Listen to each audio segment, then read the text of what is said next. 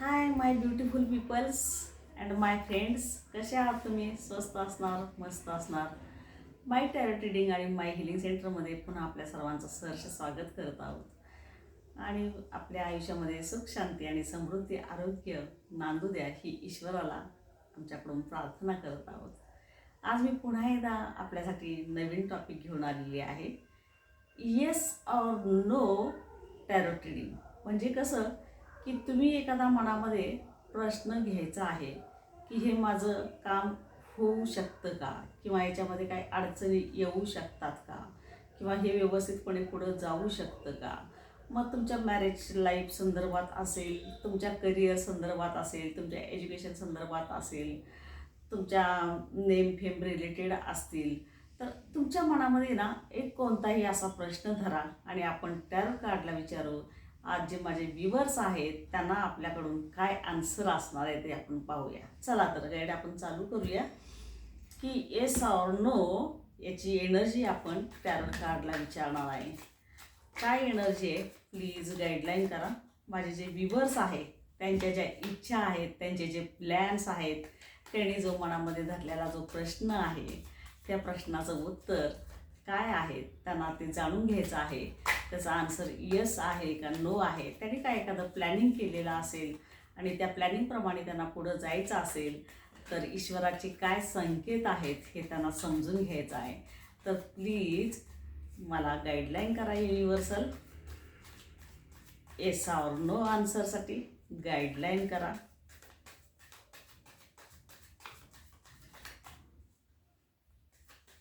मनामध्ये आपण जी तुम्हाला वाटते ती कोणतीही एक इच्छा धरा आणि आपल्याला ह्या टॅरो कार्डच्या रीडिंगमधून काय येणार आहे ते आपण पाहणार आहोत. Please stay positive and connect with me. Thank you. हे एंजल्स प्लीज गाईडलाईन करा. माझे जे व्ह्यूअर्स आहेत त्यांच्यासाठी येस नो टॅरो ट्रेडिंग आपण आज पाहत आहोत. प्लीज आपल्या मनामध्ये प्रश्न तयार करून घ्या. जो महत्त्वाचा प्रश्न आहे तोच आपल्या मनामध्ये धरा. एका वेळेला खूप सारे प्रश्न करू नका. एका वेळेला आपण एक किंवा दोन प्रश्न मनामध्ये धरा.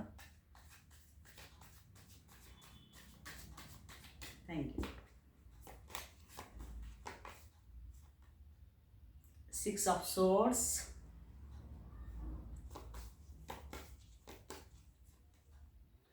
3 of swords,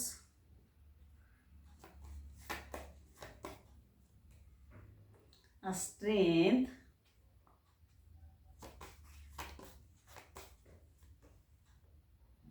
King of Wands,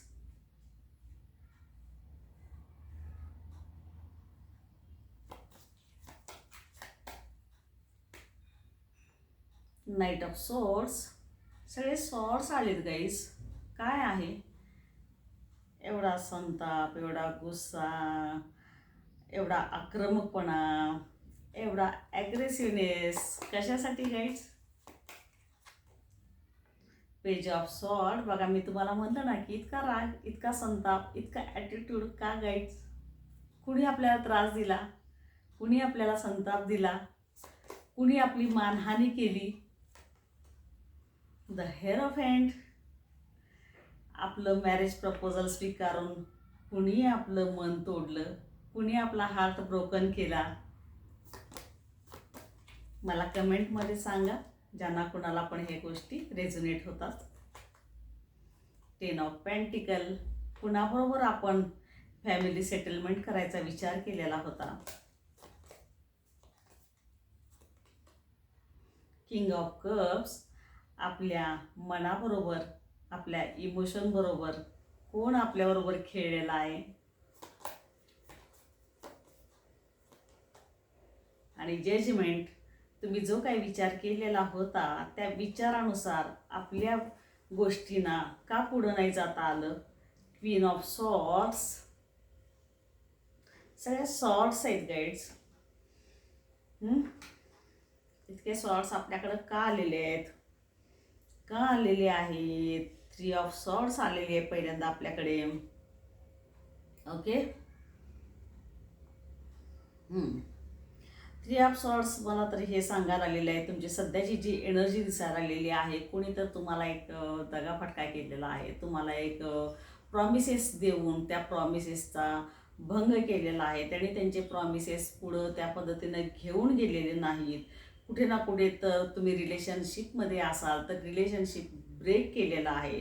जर याच्यामध्ये असेल फॅमिली याच्यामध्ये असेल तर फॅमिलीमध्ये पण अशा काही गोष्टी घडलेल्या आहेत की जे आपल्याला संतापदायक, त्रासदायक, दुःखदायक झालेले आहेत, की जी तुमची इच्छा होती की ही गोष्ट घडू नये. बऱ्याच लोकांचं हे पण आपल्याला दिसून यायला आलेलं आहे. जजमेंटची एनर्जी जी निघून आलेली आहे त्यावरनं मला हे दिसायला आलेलं आहे की लिगल इश्यूपर्यंत पण हा आपला विषय गेलेला होता. फार किचकट पद्धतीनं हा आपला विषय पुढे गेलेला होता. ॲक्च्युली जे सगळं एक सेटलमेंट व्यवस्थितपणे तुम्ही केलेली होती, जी दिसायला आली साधारणपणे मला मॅरेजची, होमची, फॅमिली रिलेशनशिपची जी ती जास्त मला इथे एनर्जी निघून आलेली आहे आणि तीच मी तुम्हाला सांगायला आलेली आहे. 10 ऑफ पेंटिकल आणि हेरोफेंटची एनर्जी पण आपल्याकडे जी आलेली आहे ती हीच सांगायला आलेली आहे. व्यवस्थित छान आपलं घराचं व्यवस्थित चाललेलं होतं, नातेसंबंध चांगले होते, एकमेकांच्यावर अतिशय प्रेम करत होता, अतिशय आपली प्रेमळ फॅमिली होती. पण थर्ड पार्टी याच्यामध्ये येऊन इतकी इंटरफेअर त्याने केलेलं आहे, इतकी त्यांची इन्व्हॉल्वमेंट झालेली आहे की तुम्हाला ही गोष्ट कळलीच नाही. आणि हे जे एक छुपे एनिमीज होते त्यांना तुम्ही ओळखूच शकला नाही. कारण जेव्हा हा विषय खूप पुढे निघून गेला तेव्हा कुठे आपल्याला हे समजलं की या गोष्टीमुळे आपल्या घरामध्ये कारण नसताना एक विघ्न तयार केलेली होते. कारण बघा 3 ऑफ सॉर्डची एनर्जी आलेली आहे. 3 ऑफ सॉर्ड जेव्हा येतो तेव्हा हे दिसतं की आपण किती दुःखी आहात, आपण किती परेशान आहात, आपल्या जवळच्याच लोकांनी आपला कशा पद्धतीनं विश्वासघात केलेला आहे, आपल्यावर असे पाठीमागं वार केलेले आहेत आणि त्या रिलेटेड तुमचे जे इमोशन जे सगळे ट्रॉमा चाललेले आहेत ही आपल्याला इथे एनर्जी निघून आलेली आहे. पण इथे आपल्याला 10 ऑफ पेंटिकलची पण एनर्जी ही सांगायला आलेली आहे. छान तुमचं घर अगदी चाललेलं होतं. इवन दो मी हे पण म्हणेन की जर तुम्ही कुठे पार्टनरशिपमध्ये व्यवसाय करत असाल तर तिथे पण आपल्याला कुठे ना कुठे तर हा आघात सहन करावा लागलेला आहे. छानपैकी तुमचा बिझनेस पुढे चाललेला होता, रन चाललेला होता, पण इथे पण आपल्याला विश्वासघाताचा कुठं एक धक्का बसलेला आहे आणि त्या धक्क्यातून आपल्याला स्वतःला सावरणं हे फार तुम्हाला मोठं मुश्किल वाटायला लागलेलं आहे. इथं आपल्याला एक किंग ऑफ कप्स आणि क्वीन ऑफ सॉर्ड्स आलेली आहे, किंग ऑफ वँड्स आणि किंग ऑफ कप्स पण आलेले आहेत. हा तुमचाच बघा गाईड्स जो आहे किंग ऑफ कप्स जे आहे ते हे सांगायला आले की तुमच्या भावनांचा कसा कल्लोळ चाललेला आहे, तुमच्या भावनेवर त्यांनी कशा पद्धतीनं नियंत्रण केलेलं आहे, तुमच्याशी एक गोड बोलून कशा पद्धतीनं त्यांनी कारस्थान केलेलं आहे. तुम्ही त्यांना एक समजत होता पण तुमच्या पुढं ते एक वेगळ्या पद्धतीनं समोर आलेले आहेत. आणि किंग ऑफ वँड पण हेच सांगायला आलेलं आहे की जे पण सगळं व्यवस्थित छान चाललेलं होतं, पार्टनरशिप असेल, फॅमिली रिलेशनशिपमधले पार्टनर असतील, तुमचं स्पॉईस असेल किंवा लव्ह रिलेशनशिपमध्ये पण तुमचे पार्टनर असतील तर कुठे ना कुठे तर ह्या लोकांनी तुमच्या मनाला ठेस बसवलेली आहे. आणि ती ठेस एवढी भयानक होती, अचानक आलेल्या गोष्टी ज्याप्रमाणे सगळ्या गोष्टी वाहून घेऊन जातो त्याप्रमाणे सगळ्या गोष्टी तुमच्या लाईफमध्ये झालेल्या आहेत. तर इथे जे आपल्याला दिसायला आलेले आहे क्वीन ऑफ सॉर्डची एनर्जी आलेली आहे. ज्यांनी पण कोणी आपल्या लाईफमध्ये इंटरफेअर केलेलं आहे, कोणीतरी मला इथे कार्ड जे निघालेले आहेत त्यावरनं असं दिसायला आलेलं आहे की कोणीतरी लेडीज आहे आणि त्या लेडीजच्या माध्यमातून या सगळ्या गोष्टी झालेल्या आहेत. घरातलं वातावरण, तुमच्या व्यवसायातलं वातावरण, तुमच्या करिअरमधलं वातावरण, हे कोणतरी एक लेडी आहे, त्या लेडीच्या अतिशय इंटरफेरन्समुळे ह्या सगळ्या गोष्टी आपल्या ज्या तयार केलेल्या होत्या ते सगळ्या पूर्णपणे आपल्या बिघडून गेलेलं आहे. नाईट ऑफ सॉर्ड पण आपल्याला हेच सांगायला लागलेलं आहे, जी एक वेगवान गती तुमची चाललेली होती त्या गतीला कुठे ना कुठेतरी आपल्या ब्रेक मिळालेला आहे. तुम्हाला असं वाटलं होतं की माझं लाईफ अतिशय सुसंपन्न असं छान पद्धतीनं आपलं चाललेलं आहे, माझी फॅमिली, माझा व्यवसाय, माझी मुलं बाळं ह्या सगळ्यांचं व्यवस्थितपणे मी त्याचा आनंद घ्यायला लागलेला आहे. त्या एन्जॉयमध्ये तुम्ही स्वतःला एक हे करून टाकला होता, त्या रंगून ज्याप्रमाणे पाण्यामध्ये रंगून तयार होतो तो एक पाणी आणि रंग दोन्ही पण, त्याप्रमाणे आपल्याला असं वाटलं होतं की माझंही जीवन प्रत्येक रंगामध्ये रंगायला लागलेलं आहे. पण सडनली अशी एक काहीतरी गोष्ट घडली की सगळं जे पण काही व्यवस्थित चाललेलं होतं त्याच्यामध्ये कुठे ना कुठेतरी आपला इथं डिस्टर्बन्स दिसायला लागलेला आहे. झालेला आहे काय ह्याच्यामध्ये, पुन्हा आपला हा जो स्वभाव आहे थोडासा पेज ऑफ सॉर्डची जी एनर्जी आपल्याला दाखवायला लागलेली आहे ना, हा आपलाही स्वभाव थोडासा आक्रमक आहे. आपणही कुठेतर त्या गोष्टीला कारणीभूत आपण दिसायला लागलेला आहे. कारण कुठलीही गोष्ट एकदम अचानक संताप येणं आणि त्या संतापावर आपला ताबा न राहणं, आपल्या वाणीवर आपला ताबा न राहणं, अतिशय कठोर शब्द आपल्याकडून बोललं जाणं, यामुळं पण पुढची व्यक्ती जी दुखवलेली होती, एक तर थर्ड पार्टी इन्फ्लुअन्स याच्यामध्ये दिसतच होता. त्याशिवाय पण आणखीन याच्यामध्ये जे दिसलेलं आहे आपला एक संतापी, आक्रमक, ॲग्रेसिव्ह स्वभाव जो आहे तो पण एक कुठे ना कुठेतरी इथं आपल्याला कारणीभूत ठरलेला आहे. गाईड्स इथं आपल्याला हे सांगायला लागलेलं आहे की स्ट्रेंथची एनर्जी आलेला आहे. तुम्ही एक शूर आहात, एक अतिशय धैर्यशाली अशी तुमची पर्सनॅलिटी आहे. तुम्ही अशा छोट्या मोठ्या कोणत्याही गोष्टीला असे एकदम हे होऊन जाणार नाही, कोलॅप्स होऊन जाणार नाही आहे. स्वतःला स्टेबल कसं ठेवायचं हे तुम्हाला खूप चांगल्या पद्धतीनं माहीत आहे. कारण तेवढे तुमच्याकडं गट्स आहे. तुमच्या गट्सवर तुम्ही जे आत्तापर्यंत जी स्वतःची ग्रोथ प्रगती करून घेतलेली आहे त्याच बळावर आपण इथे उभं आहोत, त्याच बळावर आपण स्टँड झालेला आहोत.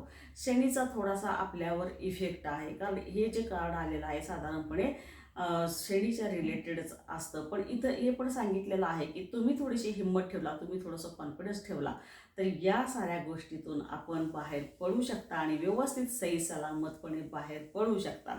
याचं कारण हे आहे की आपल्याकडे हेरोफेंटची एनर्जी आलेली आहे. हेरोफेंट काय सांगायला लागलेलं आहे आपल्याला की थोडंसं आपल्याला एक जर फार मोठा अशा पद्धतीचा संघर्ष जर आपल्या चालला असेल, लाईफमध्ये चालला असेल, तर काउन्सिलरच्या मदतीनं किंवा जे एक मोठी मध्यस्थी लोक असतात त्यांच्या मध्यस्थीनं किंवा असा कुणीतरी एक गॉडफादर तुमच्या लाईफमध्ये जो येणार आहे आणि त्याच्या थ्रू तुमच्या ह्या विस्कटलेली जी घडी आहे ती घडी जी आहे ते व्यवस्थितपणे पूर्वपदावर आणण्यासाठी ह्या लोकांची आपल्याला मदत होणार आहे.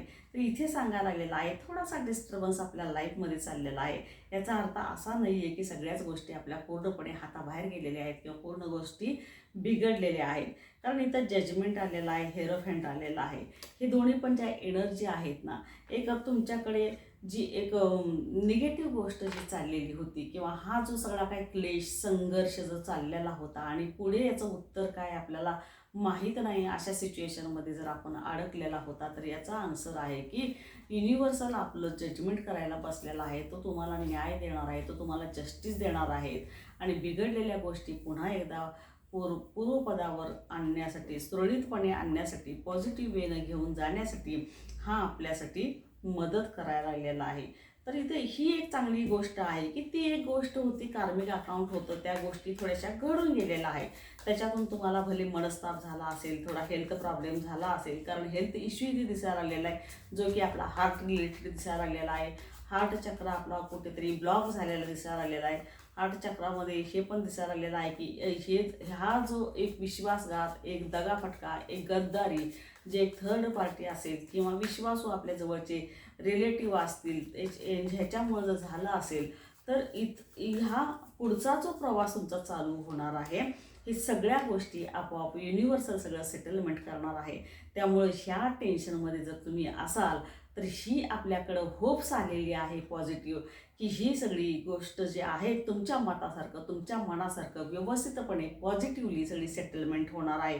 मग ते फॅमिली रिलेशनशिप असेल, तुमचं लव्ह रिलेशनशिप असेल, तुमचा बिझनेस रिलेशनशिप असेल किंवा एज्युकेशनमध्ये ज्यांनी पण पुढे याच्यामध्ये प्रयत्न करायला लागलेले आहेत आणि त्यांना आत्तापर्यंत अशाच पद्धतीच्या काही गोष्टी आपल्या फ्रेंड सर्कलमधून काही जे विचित्र फ्रेंड्स असतात त्यांच्याकडनं काही अनुभवाला आलेल्या असतील तर इथं पॉझिटिव्ह हे आन्सर आपल्याला हेरोफेंटाने जजमेंटनं हे दिलेलं आहे की ते गोष्ट होती ती कार्मिक अकाउंट होतं आणि ते घडून गेलेलं आहे. तर तुमचा प्रवास जो आहे पॉझिटिव्हली पुढे चाललेला आहे. तुम्ही थोडासा त्याच्यावर विश्वास ठेवा आणि तुम्ही त्याप्रमाणे पुढे चला. कारण 6 ऑफ सॉर्डची एनर्जी आपल्याला तीच सांगायला लागलेली आहे की ते जे कोणी तुमचे गुप्त एनिमी जे असतील त्यांचं जे कारस्थान करायचं आहे ते करून झालेलं आहे. त्यांनी आता त्यांची जी सॉर्ड आहे पूर्णपणे त्यांनी खाली करून ठेवलेली आहे, म्हणजेच त्याला आता धार नाही आहे, त्याची तीव्रता संपलेली आहे, त्यांचं काम पूर्ण झालेलं आहे. आणि हा एक तुमचा कर्मा म्हणा, त्या एक चांगला कर्मा, ज्या काही चांगल्या गोष्टी तुमच्याकडून लाईफमध्ये ज्या घडलेल्या होत्या त्याचा एक तुम्हाला रिवॉर्ड अवॉर्ड स्वरूपामध्ये जी बिघडलेली घडी होती पुन्हा ती व्यवस्थितपणे तुमच्याकडे यायला लागलेली आहे. तर या मोडमध्ये आपल्याला राहायचं नाही. सॉरो मोड जे आहे याच्यात आपल्याला राहायचं नाही आहे, कारण युनिव्हर्सल आपल्याला एक चांगला पॉझिटिव्ह रिझल्ट द्यायला बसलेला आहे. थोडेसे टप्पे त्याप्रमाणे होते, ज्याप्रमाणे टॉवर मुवमेंट असावी त्याप्रमाणे आपल्या लाईफमध्ये टॉवर डेव्हिल ह्या दोन्ही पण एकदम एनर्जी आपल्या लाईफमध्ये आलेल्या होत्या. हे बघा, हिलिंगची एनर्जी आलेली आहे. आपल्याला थोडंसं मॅनिफेस्टेशन करा, थोडं ईश्वरावर थोडासा आपला भरोसा ठेवा. हार्ट चक्रा जो ब्लॉक केलेला आहे, लोकांच्याबद्दल एक गैरसमज खूप झालेला आहे. सगळेच लोक काही वाईट पद्धतीचे असत नाहीत, काही लोक त्याच्यामध्ये चांगलेही असतात, आपल्यासाठी खूप चांगलं गाईडलाईनही करणारे असतात.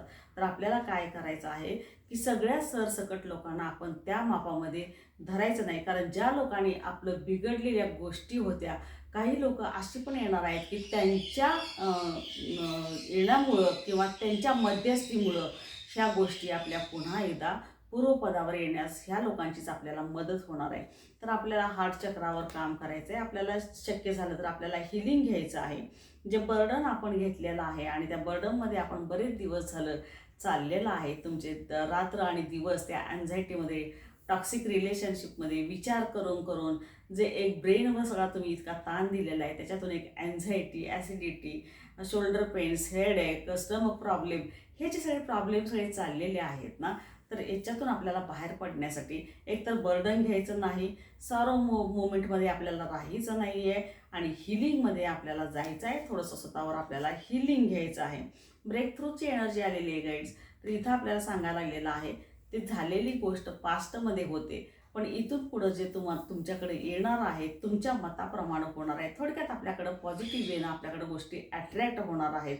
तर ब्रेक थ्रू करा त्या विचारातून, त्या एनर्जीतून, त्या लोकांच्यामधून, त्या लोकांच्या सानिध्यातून बाहेर या. त्यांनी तसं का केलं, ह्यांनी असं का केलं, आपल्याला फार प्रश्न युनिव्हर्सलला करत बसायचे नाही. तर आपल्याला युनिव्हर्सलला हा मेसेज पाठवायचा आहे की जे होणार आहे ते बेस्ट होणार आहे आणि चांगलं होणार आहे. बघा, मी जे म्हणलं होतं तुम्हाला की टॉवर मुवमेंट आपल्या लाईफमध्ये जी आलेली होती, पण हा टॉवर मुवमेंटचा हा पिरियड संपलेला आहे आणि जे घडणार आहे ते आपल्या लाईफमध्ये चांगलंच घडणार आहे, व्यवस्थितच घडणार आहे. जी एक विध्वंसकता तयार झालेली होती, जो एक माहोल तयार झालेला होता, तो माहोल आता आपोआपच तो विझायला लागलेला आहे, त्याची आग शांत व्हायला लागलेली आहे. कारण काही लोक आपल्या लाईफमध्ये एक संत, गुरु, महात्मा, धर्मात्मे अशा पद्धतीने येतील आणि त्यांच्या गाईडलाईननं जो तुमच्या लाईफमध्ये एक जो क्षोभ उठलेला होता तो शांत करायचा प्रयत्न करतील. रिबर्थची एनर्जी आलेली आहे, म्हणजेच याचा अर्थ असा आहे की ही एक निगेटिव्ह एनर्जीतून तुम्ही पुन्हा एकदा पॉझिटिव्ह एनर्जीमध्ये प्रवेश करायला लागलेला आहात. तर त्याचा तुम्ही स्वीकार करा. जर तुम्ही त्या टॉवरच्या मुवमेंटमध्ये राहिला तर रिबर्थची जी एनर्जी आपल्याला आलेली आहे ती पॉझिटिव्ह एनर्जी आलेली आहे, ते तुम्ही स्वीकारू शकणार नाही आणि जे प्रॉब्लेममधून तुम्हाला बाहेर पडण्याची इथे एनर्जी जी निघून आलेली आहे तुम्ही त्यामध्येच अडकून बसाल. पास्ट लाईफची एनर्जी आलेला आहे, जो विषय झालेला आहे तो झालेला आहे, सोडून द्या. लोकांना माफ करायला शिका, माफ करून द्या, तो विषय क्लोज करून टाका. आणि ज्या वेळेला तुम्ही लोकांना माफ करचाल त्याच वेळेला तुम्ही स्वतःलाही माफ करचाल आणि एक स्वतःचा कॉन्फिडन्स बिल्टअप करचाल. इथे ट्रस्टची एनर्जी आलेली आहे. युनिव्हर्सलनं सांगितलेलं आहे की माझ्यावर थोडासा ट्रस्ट ठेव, जे पण होणार आहे ते अतिशय चांगल्या पद्धतीनं होणार आहे. फ्रेंडलीनेसची एनर्जी आलेली आहे. जे काही फ्रेंड्स आहेत, जे चांगले, वाईट करणारे वेगळे होते पण चांगले करणारे वेगळे आहेत, तर या सगळ्यांच्या मदतीनं आपण जो एक संघर्षाच्या पिरियडमधून चाललेला होता, एक टॉवरच्या मुवमेंटमधून चाललेला होता, एक अडचणीच्या संकट काळाच्या ह्याच्यातून चाललेला होता, तर संकट काळामध्ये सुद्धा हीच लोक धावून येणार आहे.